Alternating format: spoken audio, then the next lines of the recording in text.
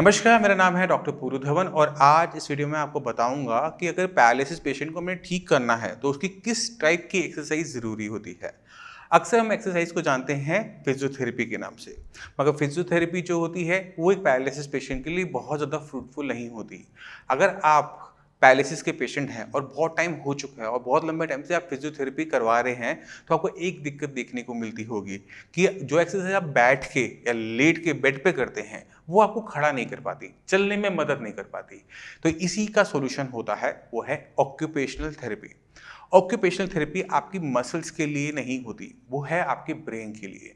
आपके ब्रेन के अंदर क्लॉट आया था, नस फटी थी, ब्रेन के एक हिस्से को नुकसान पहुंचा था, उसकी वजह से आपका चलना उठना बैठना बोलने में दिक्कत आनी शुरू हुई। अब ब्रेन का वो हिस्सा जहाँ पे नुकसान हुआ वो मर चुका है, वो किसी भी कीमत पे जिंदा नहीं होने वाला।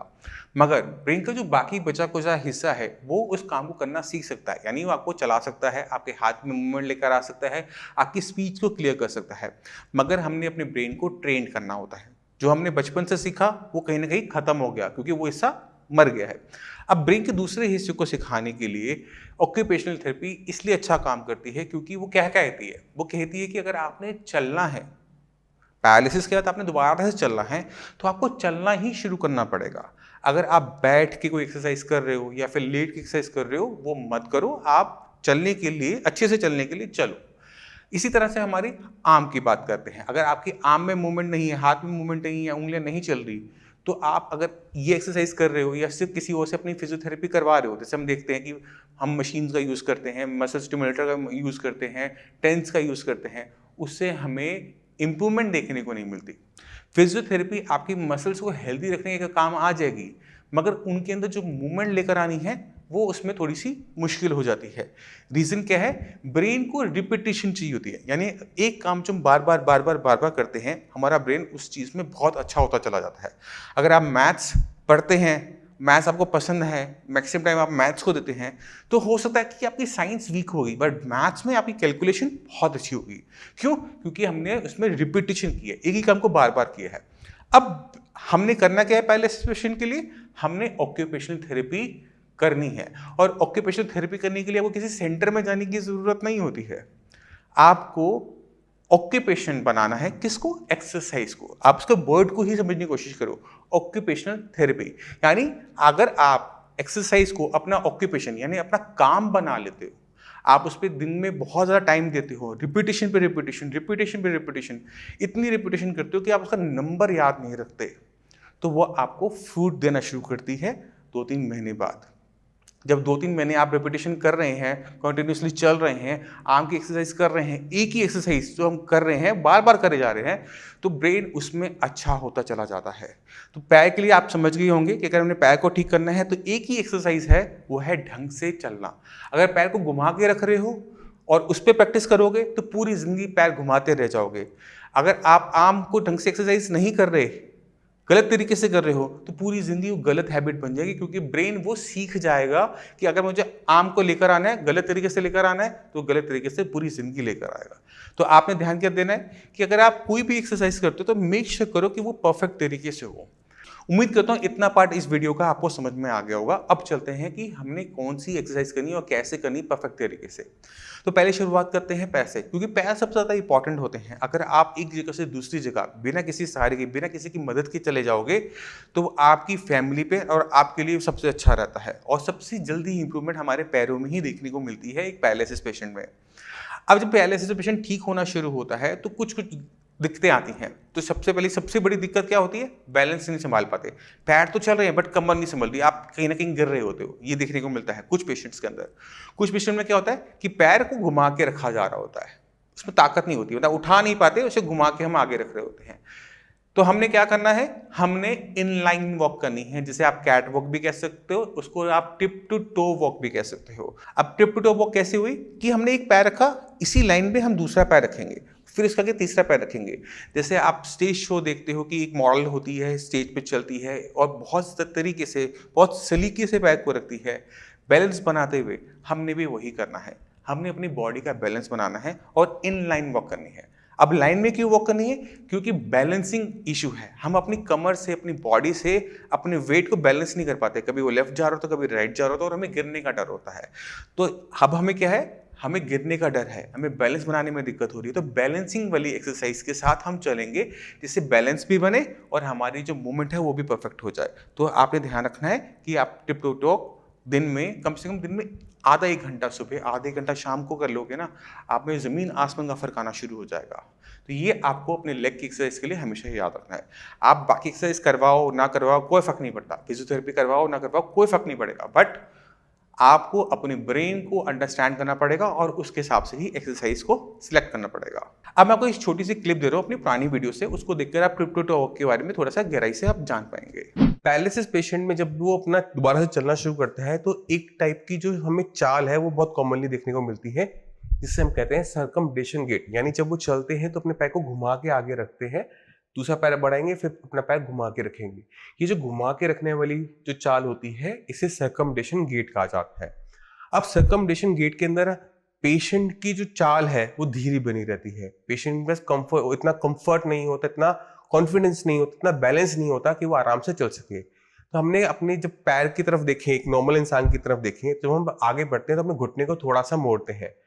पेशेंट ये घुटना मोड़ नहीं रहा होता, इसलिए अपना पैर घुमा के रख रहा होता है। तो हमें पेशेंट को पैर को, घुटने को थोड़ी सी मोड़ने की एक्सरसाइज करवानी होती है। तो आपने क्या ध्यान देना है कि अगर आप पैरालिसिस पेशेंट है या आपके घर वाले में कोई, घर में कोई पैरालिसिस का पेशेंट है और पैर को घुमा के रख रहे हैं, तो उनको पहले ये यकीन दिलवाइए कि वो अपने घुटने को बेंड कर सकते हैं। तो आप उनको वॉल के साथ खड़ा कर दीजिए, जैसे मैं अभी खड़ा हूं, और बोलिए कि अपने जो पैरालिसिस वाले पार्ट की जो लेग है, जहां पे जिस साइड पैरालिसिस है, उसकी लेग को उठा के लाने की कोशिश कीजिए। तो इस तरह की ये जो एक्सरसाइज होती है ये आपने करवानी होती है पेशेंट को। अब पेशेंट कभी कर पाता है, कभी नहीं कर पाता, कभी अपना पैर बस इतना ही उठा पाता है।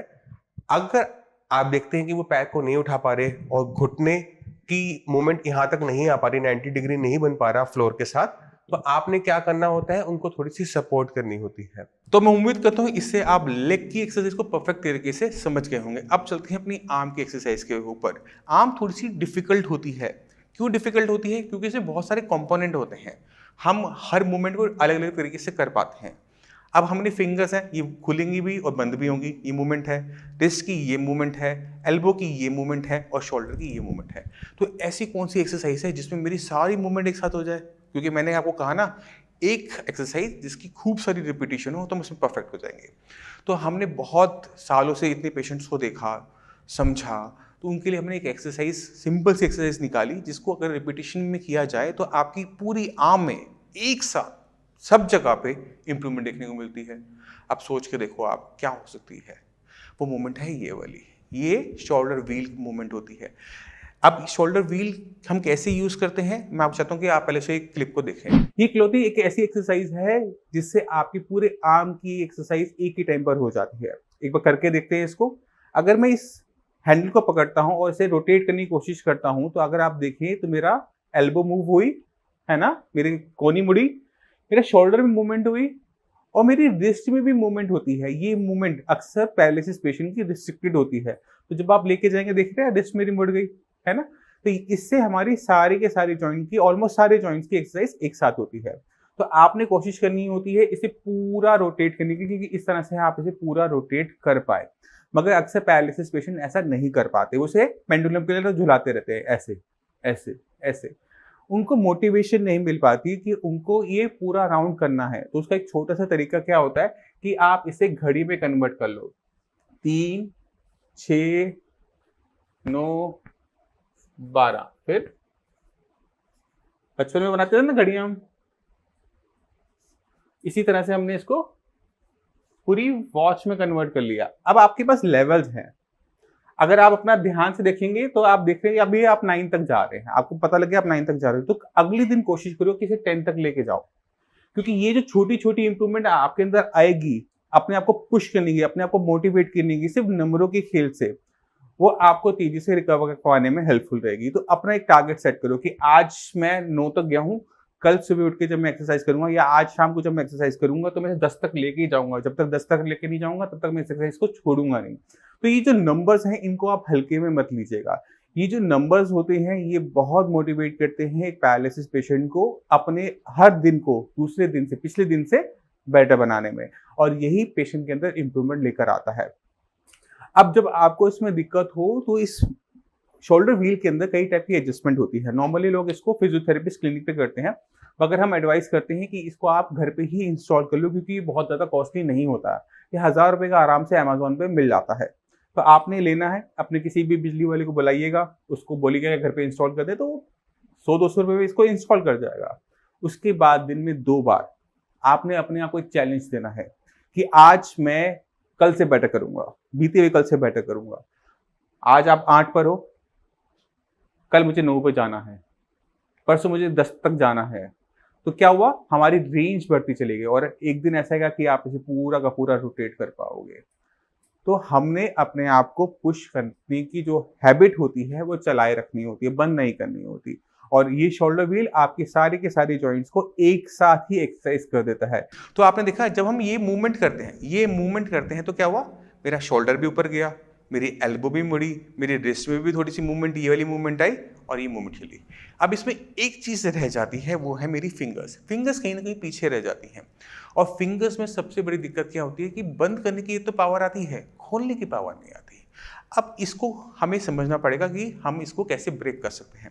तो उसके लिए अपने हाथ की तरफ देखो, अपने हाथ की एक फिंगर की तरफ देखो, और देखो कि यहाँ की मसल्स कितनी मोटी मोटी हैं और यहाँ की मसल तो बिल्कुल बारीक पतली सी धागे जैसी होती हैं।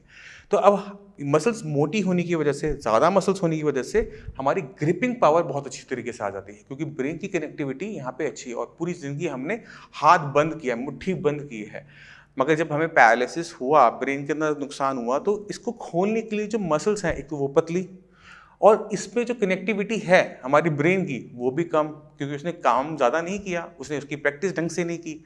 अब हम क्या करें, तो हमने क्या करना होता है कि आपने अपने हाथ में सामान पकड़ना होता है, कुछ भी पकड़ लो, पेपर वेट हो गया, पुराना मोबाइल हो गया, कुछ भी जिसका वेट बहुत ज़्यादा ना हो, और अपने ब्रेन से कोशिश करो कि फिंगर्स को खोलने की कोशिश करो।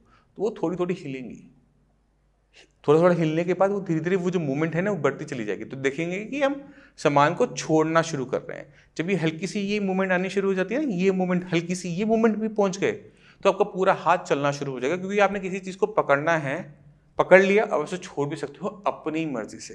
क्योंकि यही दिक्कत होती है सबसे ज़्यादा पैरालिसिस पेशेंट की, कि वो अपनी मर्जी से चीज़ों को नहीं छोड़ पाते। तो आप इसको करेंगे, किसी भी सामान को पकड़ा अपने हिसाब से, अपने ठीक ठाक साइज हो और वेट बहुत ज़्यादा ना हो कि वो अपने आप छूट जाए, और कोशिश करें उसे छोड़ने की, गिराने की। जब आपके पास ये मूवमेंट आ जाएगी कि आप किसी सामान को छोड़ सकते हो, गिरा सकते हो, उंगलियां खोल सकते हो, यही तो मूवमेंट हमें चाहिए थी। तो ये 2 एक्सरसाइज आपने अपने आर्म के लिए करनी है। लेग के लिए मैं आपको बता चुका हूँ। इसको अगर आप रिपीटिशन में बार बार करोगे तो आपका ब्रेन इस एक्सरसाइज में परफेक्ट हो जाएगा। मगर ब्रेन में एक दिक्कत होती है कि ब्रेन एक टाइम के बाद, एक एज के बाद ना वो डेवलप होना बंद हो जाता है। उसको आपने चालू करनी है, और उसके लिए मैं हमेशा कहता हूँ कि न्यूरोप्लास्टिसिटी पे काम करो, अपने ब्रेन को समझने की कोशिश करो, अपने दिमाग को समझने की कोशिश करो कि वो कैसे ठीक होगा, कैसे वो मूवमेंट लेकर आएगा। तो मैं चाहता हूँ कि न्यूरोप्लास्टिसिटी पे जो पूरी वीडियो है उसको आप आराम से इस वीडियो के बाद देखें, जिससे आप समझ में आ जाएगा कि हमने अपनी बॉडी पे कैसे काम करना है और क्यों काम करना है। क्योंकि इस क्यों का आंसर आप समझ जाओगे, आपके लिए रास्ते बहुत तेजी से, बहुत अच्छी तरीके से खुल जाएंगे। तो एक पैरालिसिस पेशेंट को क्या चाहिए होता है ठीक होने के लिए? सही मेडिसिन, सही थेरेपी एंड सही डाइट। इन तीनों चीज़ों का कॉम्बिनेशन कर लो, आपको पहले महीने के अंदर ही अपनी बॉडी के अंदर ज़बरदस्त चेंजेस देखने को मिल जाएंगे। मैं उम्मीद करता हूँ इस वीडियो से आप काफ़ी कुछ समझ गए कि एक पेशेंट को, पैरालिसिस पेशेंट को क्यों ऑक्यूपेशनल थेरेपी ज़रूरी है। ऑक्यूपेशनल थेरेपी और फिजियोथेरेपी के बीच के डिफरेंस को आप समझ गए होंगे, और हमारे लिए क्या बेनिफिशियल है ये समझ गए होंगे। अब इसी के साथ आप सभी से मैं चलने की आज्ञा चाहूँगा। मिलते हैं अगली वीडियो में, तब तक के लिए नमस्कार।